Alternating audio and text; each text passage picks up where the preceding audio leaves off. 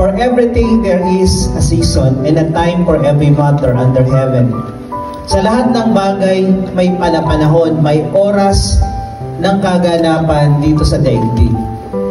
May oras ng pagsilang mo at may oras ng kamatayan mo.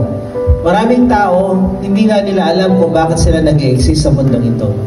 Maraming questions sa utak nila at dahil hindi masagot, nawawala ng saysay at kwenta bakit sila nabubuhay. So every day, struggle bumangon, struggle gumising dahil walang dahilan bakit sila pabangon. Because if you don't know your purpose in life, walang saysay, walang meaning, kumbaga walang excitement. Ang Diyos, ginagawa niyang maganda ang lahat ng bagay sa tamang panahon. Pag nasa timing ang isang bagay, maganda. Sabihin mo sa katabi mo, ang buhay mo pag wala sa timing, pangit. Ang pangit ng buhay na wala sa timing.